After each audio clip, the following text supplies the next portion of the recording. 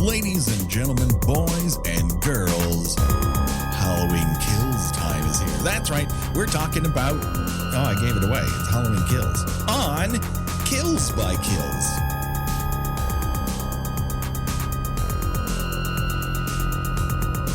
Well, greetings and salutations, Internet. It's your old pal, Patrick coming to you once again from Haddonfield, Illinois via North Carolina, I think is where they filmed this. This is the Kill by Kill podcast where we're dedicated to celebrating the least discussed component of any horror film, the characters. We're going to unpack all the goriest of details of Halloween Kills, a movie that was just released, in the hopes that a townsperson's untimely end is just the beginning of the jokes that we can make at their expense.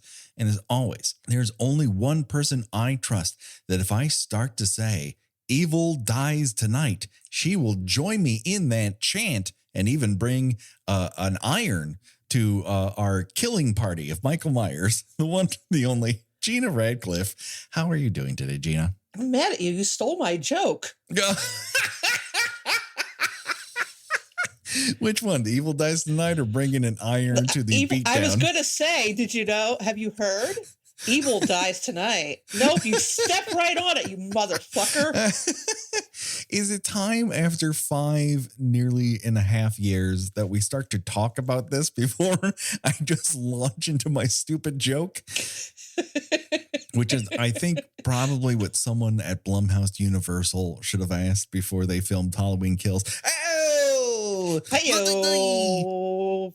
Boom! Roasted. Take that, Jason Blumhouse. If that is in fact your real name and it is only partially your real name. Yeah, we're talking Halloween Kills, a film that has not polarized the internet at all for reasons I can't even fucking fathom. Everybody's in total agreement. You know, you liked it, I didn't like it. That's okay. That's okay. We can see eye to eye on these things and move on to, see that this isn't a thing that, should split friendships and no. Destroy internet discourse. This is not something one should, issue a death threat against. That's that would be insane. Who would do that? Who on earth would do that? Who would rip other people that you are in the same sort of community with just because they dislike a movie you like or vice versa? The discourse around this is unto itself. For whatever reason, whether or not too many people are at home or too many people just got out of their house. I don't know which one it is. All I know is I'm going to blame Peacock. It's got to be a Peacock problem. Well, one thing I read on Twitter recently that really just made so much sense to me is in trying to navigate the world as it is right now, it helps to remember that everybody is insane. Every last one of us is just batshit nuts in one way or another. Right, you are, I am, everybody is. Yeah. So some of us are a little less violent about it overtly, but I have a hard time believing that this was the movie that people were going to go fully Last Jedi on. And this is a movie that people have said, and I quote, "If you didn't like it, you just didn't understand it." I didn't understand the movie in which a mass killer drives a knife so far up someone's nose that it comes out their eye. I didn't understand it. I didn't understand what they were trying to say with this movie in which an elderly woman is ran through with a fluorescent light bulb. It's a movie that's so subtle that if you, disliked it, you just don't understand Halloween movies. And if you liked it, you also don't understand Halloween movies. It's almost as if no one understands Halloween movies. I'm not even sure the filmmakers understand Halloween movies. Evidently, they're very hard to understand. Oh, well, in a certain way, they are. I mean, we're at the, 12th movie in this fucking series? There's just, what is understanding a Michael Myers movie? Like, what makes it a Halloween movie? What makes it not? When it comes down to just brass tacks, right? No sequel to this film ever should have been made, and no sequel to the original film ever needed to be made. That's just... There's not a single one of these say post Halloween, except 3, which again is completely separated from it anyway and shouldn't even be counted as part of the conversation. Yes. None of these are essential movies. No. The only thing that makes Halloween 3 the best exception to the rule is it also doesn't need a sequel. You don't need to revisit Season of the Witch Part 2. Somehow I'm genuinely shocked that does not happen yet. One of my favorite t-shirts on the entire internet, Rob Schraub made, is Halloween 3 Season of the Witch Part 2. It's available on his Public store. This is fucking brilliant because it all just coalesces the idea that like we should just be allowed to have a different Halloween every year. And maybe, in my estimation, the real point of Halloween Kills, to bring it back to the movie we're supposed to be discussing, is that no one will let Michael Myers die. And that's why no matter how many times you shoot, stab, or club the man, he won't die because we just won't let him. We keep dragging his decrepit ass out of the grave. Right. You were talking that it would work better if we just got what John Carpenter had hoped to do originally, which was a wholly different movie. This happens to take place on Halloween every year, and we got that eventually. It was a movie called Trick or Treat. Yeah, exactly. Which did not have any masked killers in it that I can Sam recall. Sam is kind of a masked killer. Well, that's true. Yeah. But he's so little and wee and he's cute. So tiny. He has wonderful rules and he's cute. God, one of these days we're going to do Trick or Treat, right? Yeah, of course. Absolutely. You know what we should do? We should just take it segment by segment. Oh, yeah. Oh, the Halloween next year, Trick or Treat. Every Friday, we're bringing you another segment of Trick or Treat. That's what we're doing. Write it down. If anyone steals that fucking idea, I will look at you so hard, and you won't see it. We'll just have the meanest messenger conversations about you. Let's get down to Halloween Kills. Before we go too far, I guess non-spoilerish, what was your perception of the movie if people haven't, read your tweets or read your well-put article about the whole thing? I mean, I'm not quite sure. Like, I was not super crazy about the 2018 Halloween. I thought it was okay. It's a Gina Radcliffe It's Fine special. Yeah, I've not felt a dire need to revisit it. Mm-hmm. I'm on the other hand, I'm not super sure why people are claiming that this is so different in style and tone from it, or that it's a stark departure from it. I mean, I think that the primary difference is that it's considerably less focuses on Laurie this time. To of course the movie's detriment, as it turns out.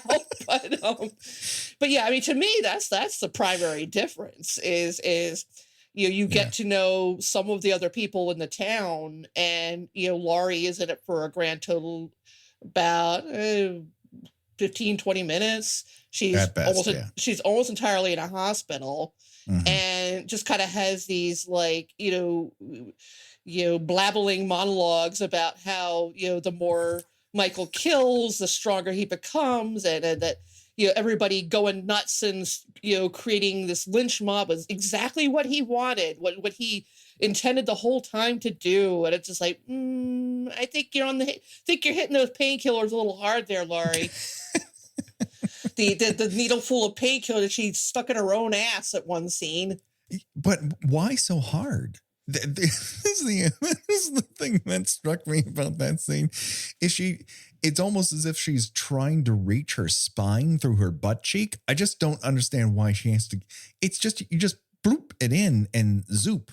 You don't need to bury the handle into your ass in order to make the painkiller happen. I think that the movie, these two movies have really gone out of their way to emphasize that she's not well mentally.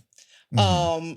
And I think that I don't know. That's just a very weird scene, how even though she's been pretty much almost gutted by the time she goes to the hospital, she's just going to scoop herself out of it, do the old pull out the IV trick, which I love. I love that. I love when people just, I mean, surely you've been hospital, you've had appendicitis. You've had an IV. One thing I really love about that is when people yank out an IV, no blood. No. Even though I think that people who set these things think that an IV is just taped to the top of your hand. It is in a vein. Yeah. And if you yank it out, like the needle's still going to be in there. Like you really do have to remove it, you know, in a purposeful way rather than just yank any plastic tube that's near you. But again, we don't come to Halloween Kills for, you know, realism. Let's put it that way. Well, no, I understand that, but it's kind of one of those things where, you know, your brain is starting to check out of the story right away. You start focusing on these little things. This is a movie that's unique to it. Here's my non-spoiler review. I'm 50-50 on it. I literally, there were scenes in which I was completely into it, 100% there, worried about characters that I don't particularly care for. That's how effective those sequences were. And there were times where like, when will this end? This is the worst version of an interesting idea. I will say this. It's the closest I felt to Prometheus in a while, in which I'm watching something and I'm going, man, the ideas are on point, but this is beautiful garbage. And I don't care for the way it's delivering any of those ideas. As cool as they are, it just didn't ultimately do anything for me other than I think it has some swell suspense sequences. This is a complaint that comes up a lot in my own film writing is I don't really know what it was trying to say. And maybe I'm not very bright or perceptive. I don't know, but I feel like there was a little bit of, and again, it's the same problem that I had with the first movie, the 2018 version, is they can't maintain tone for more than a minute or two at a time. Where you've got the tragedy of these people going nuts and forcing a mentally ill man to jump to his death because one person thought this very short, chubby man was hulking serial killer Michael Myers. But then you've got this campy gay couple who in their gorgeous home, the only weapon they have for a possible home invader is a cheese knife. So let's get into spoiler territory. So if you haven't watched the movie, you can pause it and come back to us when you do. It's in theaters. It's available on Peacock. If you have one of their 2 premium level accounts, either way works. Is it worth $10 to have an opinion on it? It's up to you. But yes, we're into spoiler territory. Let's talk about that hospital sequence, because ultimately, I think that is the crux of whether or not this works for you. Do I believe that Michael Myers is a great melee fighter historically?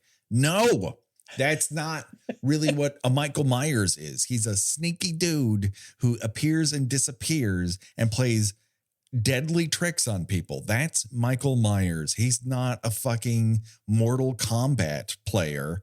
And here he's very much portrayed as that. I get it when it comes to the fireman sequence, but at the end, when he just sort of on the edge of doing kung fu, I'm like, what the fuck is happening here?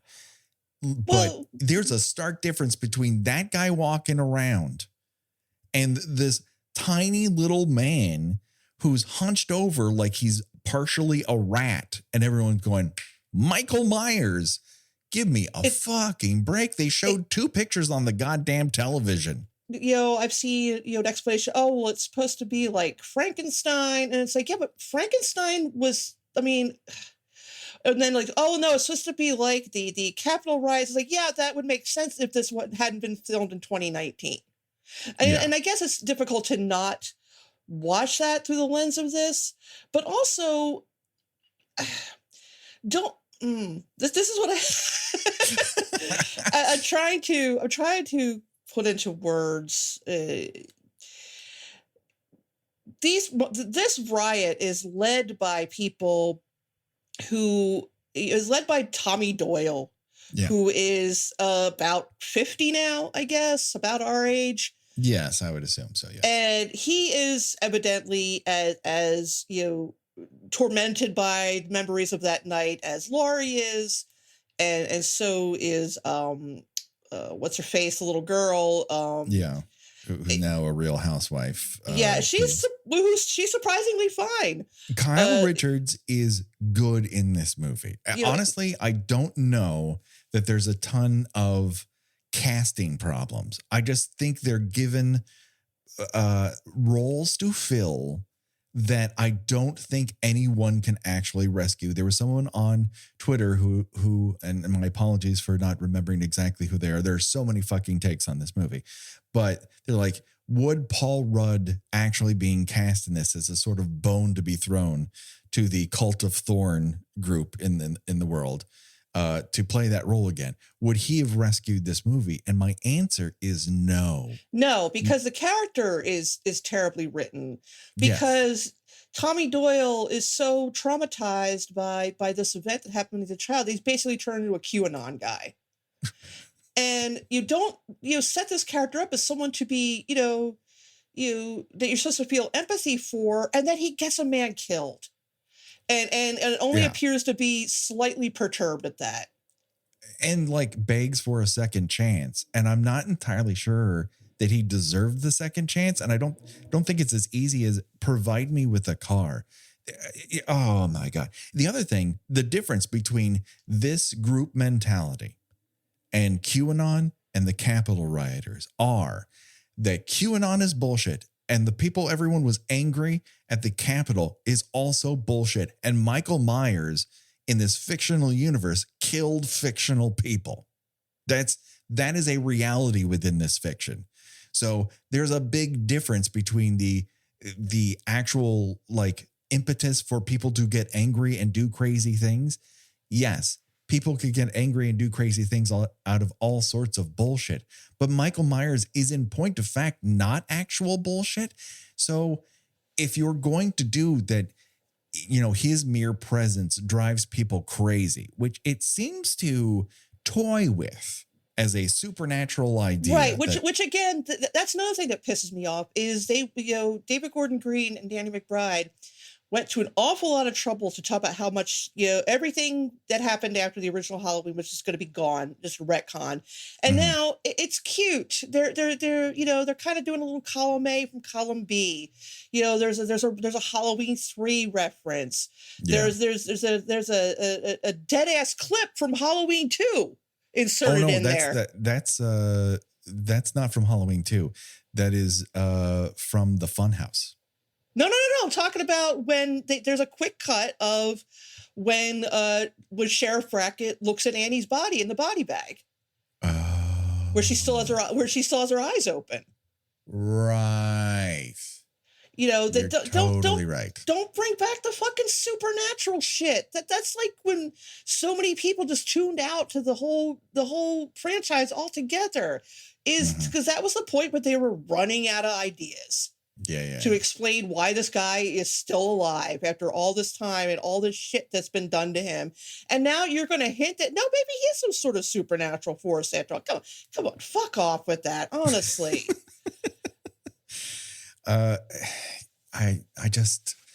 It feels like these are interesting ideas done in a very uninteresting way.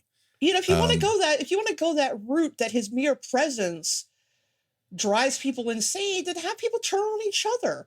I mean, I don't know that it would That's work. What I thought would happen when we did that trailer thing reaction. And I'm like, if this drives the whole town crazy and they start, wailing on one another because they don't know all the information about what's going on, that to me says, oh, that's a smart take on this. People are panicking. It will be a fresh take. Yes. It would not be a regurgitation or recontextualizing all the other 10, sequels to this film previous to this. For the first 19 minutes of this, Gina, I was like, fuck, do I like this movie? Because I loved the flashback stuff. I did. The flashback stuff was not bad. The flashback stuff was fucking awesome. And what everyone thought was CGI of Dr. Loomis turned out to be a grip and a mask. And whoever that guy is, he's got the hunch going. Yeah, perfect. that was pretty remarkable. That was fucking remarkable. It was really, really good. I loved that. And I thought, oh, that's exactly what we were talking about. They're so scared of Michael Myers and the very idea of him, and that they can't figure him out, that they're going to cause each other harm instead of the problem. And that's exactly what happens in the first 19 minutes of it. And then the rest of the movie, they're like, that's a fun idea. But what if we run this rando out of a 4th-story hospital window, and he doesn't even have the pleasure of landing on a news van where you're supposed to land? My favorite part about that is the guy is laying in like on the ground after he falls, and like his legs bent the wrong way and his arms completely come off and his brains are literally splattered out all over the street. And someone says, he's dead. Oh, I should hope the fuck so. Did you push aside the mounds of brains to check his pulse? I mean, he's an organ pinata at that point. Yes, I hope he's fucking dead. Oh, and well, then here's the thing about the people just going nuts and being reckless and taking their kids with them to go find this masked murderer. Is that, again, I don't know how I'm supposed to feel about these people. There's a scene early in the movie when, poor actress who plays Marion, the nurse from does she even get any dialogue? Oh, no, she speaks a couple times. There's some yelps, but Nancy Stevens is yeah, she Marion. Gets, as in H2O, she gets killed again. Right. You've got this couple who just is there and decides they're going to take part in this. Yeah, they kind of get, I don't know, do they feel guilt? Like, well, if you all are going to go on a manhunt, we might as well join you. Why? I mean, call me a coward, if you will.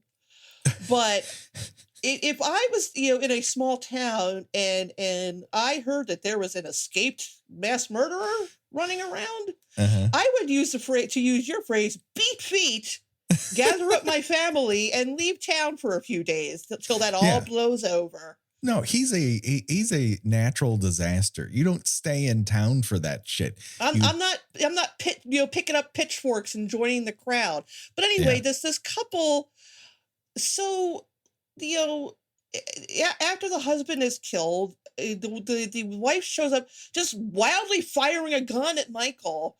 And he kicks the door and it hits her in the hand. She somehow shoots herself in the face. Yeah. And I'm thinking, is that supposed to be funny?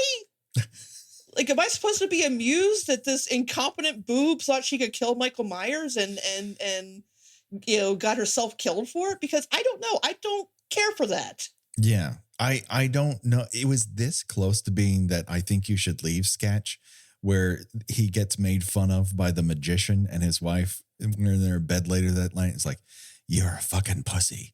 Why didn't you tell him? And you're like, what is happening? Who are they? Why do they have this dynamic? It is so odd and out of outer space. And yet some performances are entirely grounded and have meaning and purpose. Again, you're absolutely right. The tones here are, while they worked a little bit better for me in 2018, are now off the handle. The center does not hold. That being said, like when Lindsay is like hiding down by the river, like I was legitimately scared. That whole scene in the playground was very good. I thought that was very tense. I thought it was very well done. The old couple who's way too into drones. I liked that. Yes, it started to go over the top at the end, but yeah, I'm into it. Tap, yeah. But the one thing I liked about the the playground scene was they kind of zagged on you a little bit because the Danny McBride special, little asshole kids, which there are two separate sets of them in different decades in this. This movie does not like children. But which is interesting because, well, no, except for that kid in 2018, Michael Myers had yet to kill a child. Yeah. But these kids are like, oh, this guy in a white mask is trying to play hide and seek with us, and you're like, yeah, they're just fucking with her. I'm like, oh no, that's really him. And I thought that was pretty good. I mean that was a nice little zag on the audience. I for a second I thought one of those little asshole kids was the little girl from oh, now it's escaping me. The crazy demon who gets resurrected by the grade schoolers and they parade him around town. Why is that? It's everyone's in a giant monster costume. Oh fuck. Oh, Psycho Gorman. Yeah, Psycho Gorman. I thought, oh my god, they prognosticated Psycho Gorman because the attitudes were very the same. But no, it just reminded me of a movie I liked more. Not enough to remember its title when I needed it, but even still. And at this big, showdown. You can't even call it a showdown at the end of the movie. Sorry, the motorcycle gang's rolling into town. No, I've got garbage people. You've got motorcycle gangs. It's the whole thing. Like when these people surround Michael and think that they've managed to take him down, but all kind of stand around, just wait for him to die rather than give him a couple shots to the dome like a rational minded person would do. When he gets up and just makes mincemeat of everyone, like, am I supposed to be horrified by that? Am I supposed to be like, yeah, Michael, get him? Or am I supposed to be like, oh, these dumb assholes, they got what they deserved? Like, I didn't know how I was supposed to feel. I agree with you. That's a weird sensation in a slasher movie. When this whole thing started, I think you're supposed to go, oh yeah, they really got him. And I instantly flashed back to Rodney King. And I was like, oh, I don't have good vibes. Now, Michael Myers is not Rodney King. He's not an innocent man dragged out of his car and beaten to death. But they also didn't go out of their way to not make it feel like that. Again, he's not a melee fighter. He's not a video game tank you put into a bunch of NPCs and wail on them until the end. I don't know that that's my Halloween that I want. Doesn't mean you can't do something different. I just didn't like this flavor of different. I found, let's talk what is another thing that is going around, and we're not entirely equipped, but let's at least touch upon it. And that is Big John, Little John. Now, see, that was another thing. Although it did traffic in pretty stale stereotypes. Yes. I felt that the actors were pretty game and seemed to be enjoying themselves, but also, to belabor a point, felt like it was a completely different movie. Yes. It felt like that is a movie with a satirical edge. And it is like what they are doing are sort of that old gay trope. But I have to admit, that couple, they're in my neighborhood. They helped build my office. Like they, were an old gay couple and they kind of had this relationship and they would bicker with one another, and they were incredibly skilled when it came to construction. And then they bought in early to this neighborhood. They fixed up their house really nice. They sold it and moved to Palm Springs. Like, those old gay couples exist. Yes, it's probably not the freshest take for the young queer community that they want to see. Those actors were good, but I felt like this entire subsection was written, a queer couple written by straight people. Oh, totally. 100%. Yeah. Like I thought it was, odd that in his as part of his interior decorating style that we talked about with Michael Myers in the past. Yes, that he would put on an album to set, and it's Anne Murray, and I'm like, these guys are like about our age. I don't think they'll be busting out the the Anne Murray. No, No, I don't, in a way I get it. In a way I don't. Like, again, the idea I'm fine with. The execution I have problems with. Yeah, I think that, I don't know Danny McBride. I don't know what his personal beliefs are. I feel like they maybe didn't specifically want the audience to kind of, you mock them, but they wouldn't have minded if you did a little bit. Right. Yeah. And that comes off as smug. And I don't know that I want a smug Halloween movie. If you're going to do that, it's a different film. If you're going to make me care about a character and you cast Judy Greer and she survives the first one and she has this triumphant like moment in which all the trauma she's experienced, actually she is able to confront it physically, and then to turn around in the length of one movie later and kill her off in the same fucking night. I'm not like shocked. I'm just pissed off. Honestly, I'm fucking pissed off. I don't know. I also sort of feel like that the way it was framed, that she might actually not be dead, but who could even say for sure? Yeah. Well, because so many people walk away from Michael Myers, with limps. That would be another issue I might have with the next movie. The idea that Laurie Strode, after this first attack in 1978, that she then is taken to the hospital and she meets up with this young cop who just basically shot his partner to death and witnessed it all. And then that night they kiss, but he didn't want to take it further because she was into Ben Tramer. I'm like, where is this coming from? Justice for Jimmy, man. Fucking A.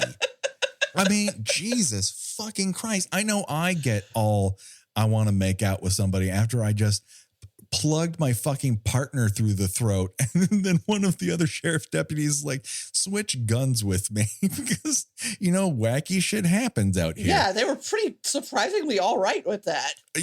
Well, when there's only like 13 guys outside of that house. He must have been talking to internal affairs or something. They were like, well, we'll keep this on the down low. It's like, shit happens. We need to keep guys like you. We need to people who will shoot another officer through the throat.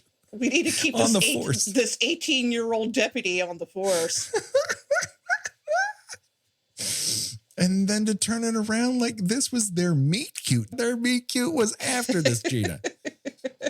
Oh, holy fucking shit. And yet, like, there was stuff in this movie that I liked, like that asshole boyfriend. I didn't like at all in the last movie. They don't really redeem him, but do I find it just fucking refreshing that this guy is wandering around Illinois in a dress, hunting down a serial killer? Yes. Honestly, it may be the thing I like the most about the entire movie. That's how fucking wild it is. Well, yeah, actually, I Cameron in particular, it leaves a bad taste in my mouth because yes. I do think that the movie kind of redeems him a little bit, because at the beginning of the movie, he is he's trying to get a hold of his friend who, as we know from the last movie, and they briefly show him, was the guy that was pulled down on the fence and impaled. It was pretty gnarly. Yeah. He's trying to get a hold of him. And basically saying that he needs to talk to Allison, Jamie Lee Curtis's character, because he screwed up and wants to apologize to her. And I mean, they don't have like a big moment in which they, talk it out and, make up, but, she's happy to see them. They appear to be, over whatever. And then to me, he gets the most drawn out, worst death in the whole movie. And yet I feel like, this is for the people who complained that in the last movie nothing happened to him, that he just disappeared. It's like we're being punished. Right. It's like, this is what you wanted, you're gonna get it. And then don't turn him into a good guy. Right. Don't make him into a hero. make him continue to be an unrepentant asshole. Right. Make him an asshole to the very end. But, don't tease us with his, always a good guy after all. And then have, Michael Myers spend 45 seconds repeatedly breaking his neck. Yeah. It was awful. It's like very, very often, I should say, very rarely do I have to look away from somebody. It's like, all right, Jesus Christ. Yeah. This is, far be it from me to say that a slasher movie is unnecessarily brutal, but I feel like, clutching my pearls here, this kind of pushed the crossed the line a little bit. Well, and it's maybe because I'm not used to Halloween movies. Now, to be fair, 2018, kind of leaned into the gore. But I'm still not used to Halloween movies taking this route. Yeah. And I don't think I care for it. Right. Yeah. And again, if you liked it, if the one thing that it works hard at and tries to achieve is putting the kill in Halloween Kills. So good on you for that. I can't say that some of these deaths I didn't gasp at and that I wasn't affected by. I absolutely was. But what if I were to opine the not my Michael Myers for a second, we didn't get a lot of him tricking and treating sort of kills. We just got him being brutal, which to a degree he is, but they've really ramped up the overkill element. The jack-o'-lantern death in 2018 brings this about. Yes, is it ludicrous? Yes. Could that have happened in that amount of time? Absolutely not. Is it Michael Myers-esque? It absolutely is. Totally is. It is. Again, we don't come to Halloween for realism. That's not why we travel to the movies. So, but I don't know that I just don't understand the journey or the point. If there was a point there, I'm not sure I got it. They were aiming for all these specific tones and points, and I don't feel they hit them. And it's not really the fault of the actors. And it just, from a concept standpoint, it didn't work for me. I guess I'm not going to say I can't understand why anybody would like this because, yeah, if you are looking for some truly gruesome kills, this shoots to the top of the list. Just I would say in the slasher genre in general, this is probably one of the more brutal ones I've seen. Yeah, if you like it, I don't blame you. If you don't like it, I don't blame you. The only time I'm going to blame you is if you start coming after someone who has the opposite belief system as you, of their honest reaction to this film and, denigrate their ability to understand art. Listen, you had an emotional reaction to it, whether it was positive or negative, and those are both valid. I'm not going to say you don't understand film or you don't understand Halloween just because your opinions do not line up with mine or Gena's. But it's another thing to take it to the place where you're simply just going to argue. Like, if you want to state your case in your own words and back it up with your own ideas, have at it, my God, that's fine. But you take that shit too far, and honestly, you're just ruining both arguments. You're just bad at arguing is what it comes down to. And at the end of the day, it's a slasher movie. Really, honestly, it's like people who are like, oh, I can't believe why are they doing this to the Munsters? I'm sorry.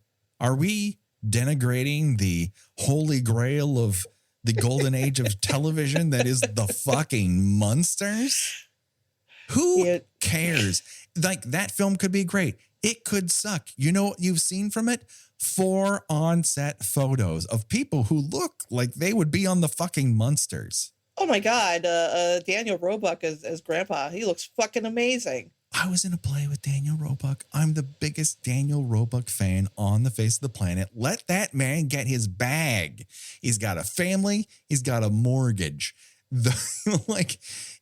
I'm sure it'll be fucking fun. And of all of it, my guess is Daniel Roebuck is going to turn in a fantastic grandpa performance for whatever this movie ends up being, I don't fucking know. And if it's not something I care for, it's going to be very easy to avoid as I don't watch it. I mean, there are literally thousands of movies and television shows at our fingertips right now. Thousands. Exactly. You could watch anything else in the world. So if you don't like it, it's not your bag. Just watch something else. If you do like it, say so, move on and watch the next thing. Yeah. It's not that important. Scrolling by without comment is free and easy to do. And that is the point you should be taking home. Gena, where can people find you on these here internet? We're not doing Choose Your Own Deathventure. I don't know. I didn't write down all the deaths. Well, I wouldn't know how to total it up. The list would be so fucking endless. I wouldn't even know where to begin. There are more deaths in this movie than Die Hard. Let me see if I can remember some of the notable ones we can choose from that. We've got shot in the throat by an overly eager police deputy. I'm gonna remember these out of sequence, I think. But strangled, I think, was Marion strangled, the nurse. Yes, but eventually her neck is snapped. That's for sure. She's certainly hung by the chain of the swing set. Knife up the nose and out the eye. That was a good one. Accidentally shoots self in the face, right. Which is really fucking stupid. I hated that one. Head crushed and stabbed in the armpit for some reason. That's how Big John gets it. Just kind of stabbed in the chest, which is weird because Little John, he doesn't really go out nearly badly as Big John does. No, he has a real I've had a nice life sort of maneuver go on there. Yeah, he's standing by an open door and does not run out of it, apparently. Forced to jump off a building. That was just sad. That's really sad. We forgot all the firefighter deaths. Hit with a pickaxe, getting sawed, getting another pickaxe, I think. There's a lot of pickaxe action. Yeah, a lot of pickaxing. What was up with the one guy who's like, I'm going to hit you with this fire hose, but not full force? Why not go full force on the fire hose? That does not look like a fire hose at its peak volume. Let's put it that way. It's like misting them, like when you go to Las Vegas and it's really hot out. Right. And he's like, if you do this many more, I'm gonna turn it up higher. Just fucking turn it up higher now. Like he's obviously killed 3 guys in that fucking house fire. Like, go for it, dude. Stabbed. Yeah. You can take a light bulb to the throat. Right. Light bulb to the throat.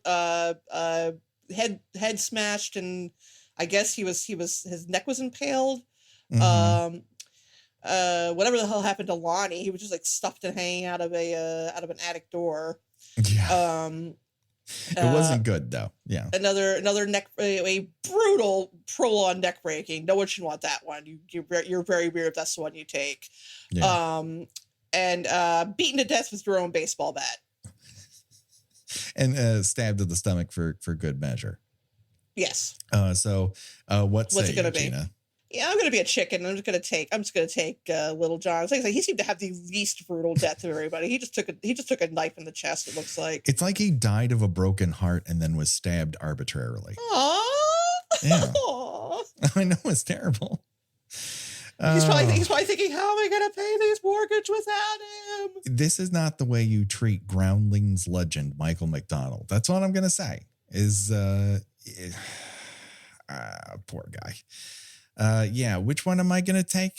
I'm probably going to take that knife through the top of my mouth out my eyeball, because he looks like he fades out quickly. Oh, yeah. God, that was awful. It really is awful, but he's not around to feel it for very long. That's a pretty instant death. So, although more than likely it would be me holding a gun and getting a door kicked into my hand and me shooting myself in the face. That's probably how I. And you know what? When I go to your funeral, I would go up to Becky. I would gently hug her and I would whisper in her ear, that was a really stupid way for him to die. She's like, you don't know the half of it, Gena. You don't know the half of what I had to put up with this man. Now he's gone. We always knew he was going to go out stupid. This stupid? Who could say? Gena, where can people find you on these here internets? I write about movies and television, including Halloween Kills, at thespool.net. I have changed my Twitter name recently. I am now under Gena Does Things. That's Gena. Mm-hmm. And that is also what I am under on Instagram. Do it today, people. Check it out. You can find us on Twitter. We have the Facebook group where we've had lots of discussions about Halloween Kills so far, and all of them have not resulted in any death threats. So if you want to come to a place and have a normal conversation, that's where you would go. We're on Instagram. We're on Letterboxd. Buy our t-shirts at TeePublic. The prompt is in your episode notes. And we, of course, on Patreon, we're going to go through all of the Halloween movies in commentary form, starting with Halloween 78 at the 31st of this month. The end of every month, we will have a commentary for you, going through the Halloween franchise in order, just as you requested it. But the only way to get there is on Patreon, so do it today, people. But if you're wondering, wasn't this supposed to be Volume 3 of Scream 4? You're right. That is coming. Don't worry, people. The body count will continue. It's next week. We've got a great guest. It's a great conversation. It's the perfect wrap up to Screams that we have so far. And really the main franchise of season 3. What will come with season 4? Find out next year. But there's more fun stuff happening throughout the rest of the year. I promise you that, for myself and for Gena. Bye-bye, everybody. Bye.